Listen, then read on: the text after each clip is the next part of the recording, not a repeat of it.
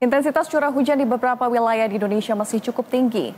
Hal ini pun berakibat pada bencana hidrometeorologi berupa longsor dan banjir. Untuk mengetahui lebih jauh soal cuaca di wilayah Indonesia beberapa hari ke depan, sudah bergabung bersama kami Deputi Bidang Meteorologi BMKG Guswanto di Jakarta. Selamat siang Pak Guswanto.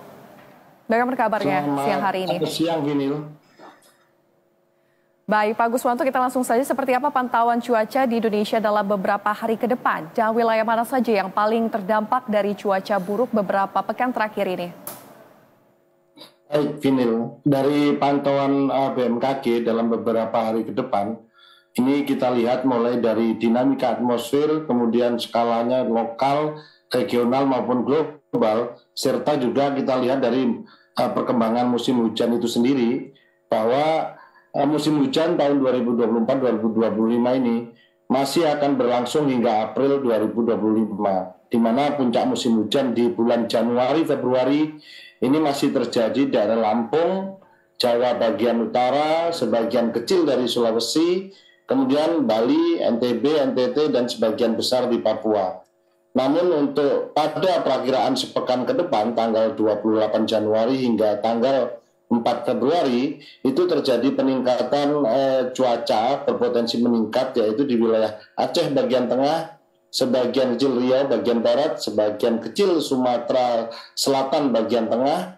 Kemudian kita juga masih melihat ada Lampung bagian tengah, kemudian Bangka Belitung, Banten, sebagian DKI, sebagian Jawa Barat, Jawa Tengah, Jawa Timur, dan sebagian besar Kalimantan Barat, Kalimantan Tengah, Kalimantan Timur, Kalimantan Utara, kemudian Bali, NTT, NTB, dan kita lihat di Sulawesi juga masih ada terjadi, Sulawesi Tengah, Sulawesi Selatan, Sulawesi Barat, dan sebagian di Gorontalo, Maluku, dan sebagian kecil di Papua.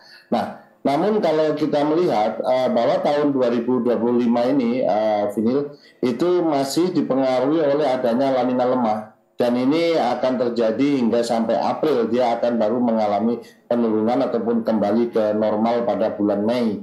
Nah, ini juga terjadi dalam 3 hari atau 4 hari ke depan ini, karena adanya peningkatan Madden-Julian Oscillation, yaitu di mana propagasi awan-awan hujan dari Indonesia bagian barat, ini akan masuk ke wilayah Indonesia.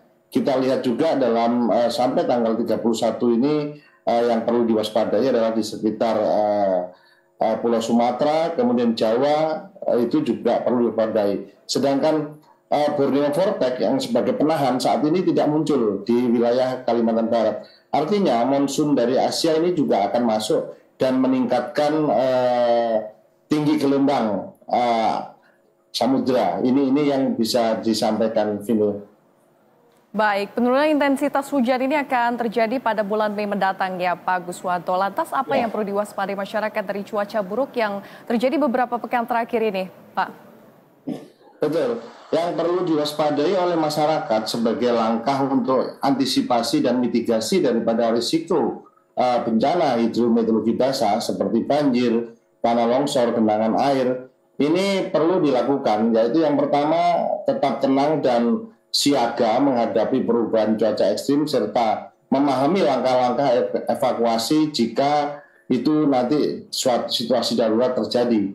Kemudian bagi masyarakat yang sedang beraktivitas atau liburan agar mewaspadai untuk daerah-daerah yang berbukit ataupun pegunungan dengan memperhatikan tanda-tanda kondisi lingkungan yang berpotensi misalkan adanya longsor atau retakan atau perubahan posisi tegakan daripada tanaman. Ini juga kita lihat juga apabila ada rembesan air, itu karena sebagai tanda-tanda daripada terjadinya longsor. Kemudian kami juga mengharapkan bahwa membersihkan infrastruktur saluran air dan lingkungan sekitar ini merupakan bagian untuk dalam rangka mitigasi cuaca yang sesungguhnya, karena itu sebagai bagian besar misalkan kita mengetahui cuacanya seperti apa. Kalau lingkungan kita juga diketahui, maka itu sudah 80% merupakan langkah mitigasi yang dilakukan. Kemudian kita juga menyarankan menghindari aktivitas di wilayah rawan, misalkan bantaran sungai, ataupun di tempat-tempat yang memiliki lereng. Ya. Lereng ketinggian misalkan lebih dari 15% atau 25% lebih, namun tidak memiliki vegetasi. Ini perlu kita juga waspada.